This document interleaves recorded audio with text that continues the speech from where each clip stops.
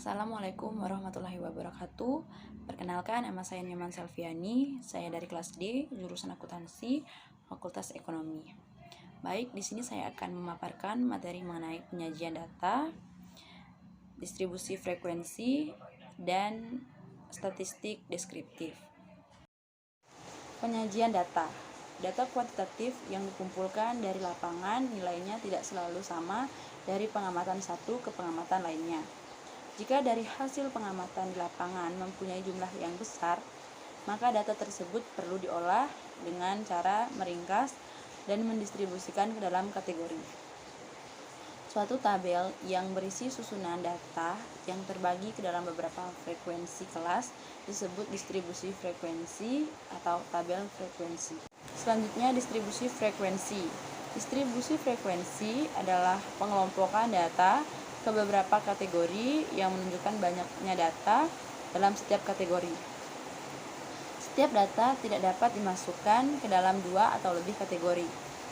Tujuan distribusi frekuensi mengatur data yang belum dikelompokkan ke bentuk yang lebih rapi tanpa mengurangi inti informasi.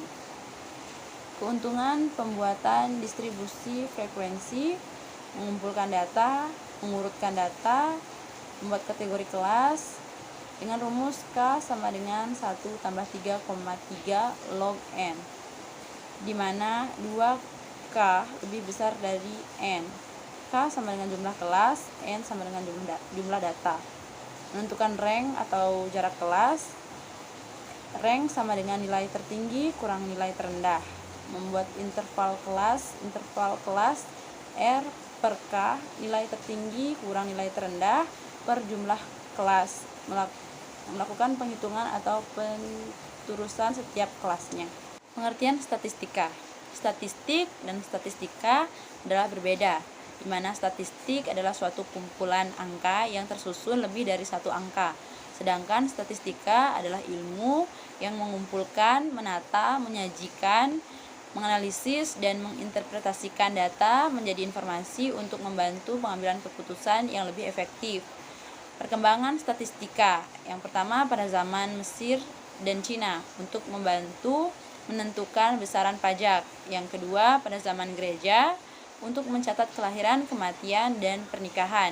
Yang ketiga pada tahun 1937 Tinbergen mengembangkan ekonomi statistika. Yang keempat Kiks mengembangkan matematika ekonomi untuk analisis ISLM.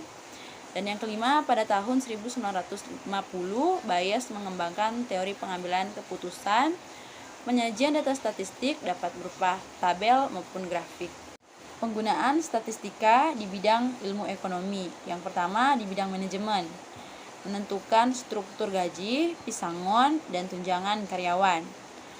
Selanjutnya, menentukan jumlah persediaan barang dalam proses, dan barang jadi.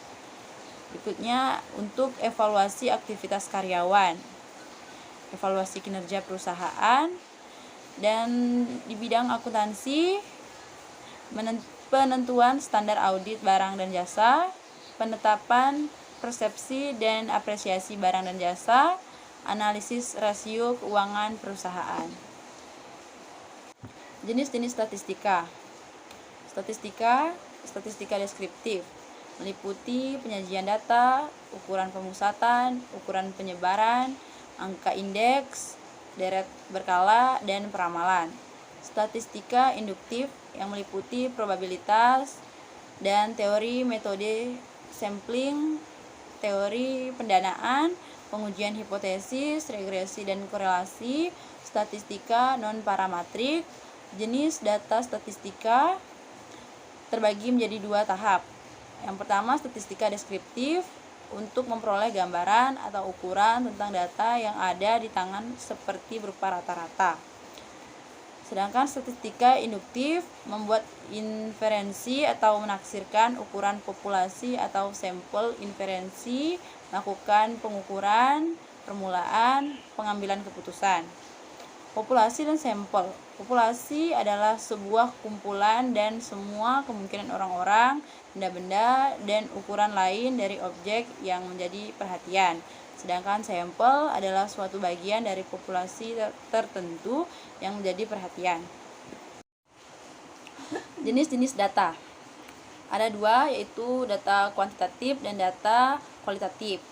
Data kuantitatif terdiri dari data kontinu dan data diskret.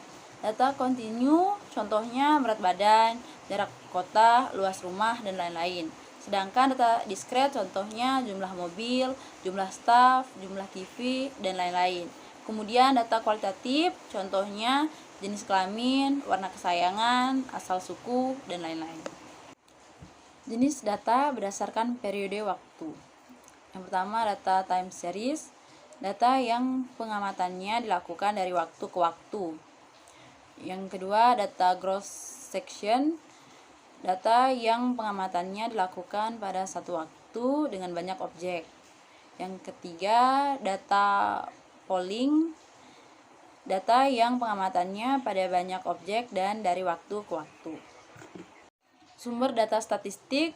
Yang pertama, data sekunder, data dari pihak lain yang meliputi BPS, Bank Indonesia, World Bank atau IMF, FAO, dan lain-lain. Berikutnya data primer yang meliputi wawancara langsung, wawancara tidak langsung, pengisian kuesioner, dan observasi. Skala pengukuran. Yang pertama ada skala nominal, angka yang diberikan hanya sebagai label saja. Yang kedua ada skala ordinal, di mana adalah angka yang mengandung pengertian tingkatan. Yang ketiga ada skala interval, angka yang mengandung sifat ordinal dan mempunyai jarak atau interval. Yang keempat skala rasio, yaitu angka yang mempunyai sifat nominal, ordinal, dan interval serta mempunyai nilai absolut dari objek yang diukur. Demikian materi yang dapat saya paparkan mengenai penyajian data, distribusi frekuensi, dan statistik deskriptif. Jangan lupa like, komen, dan subscribe. Terima kasih.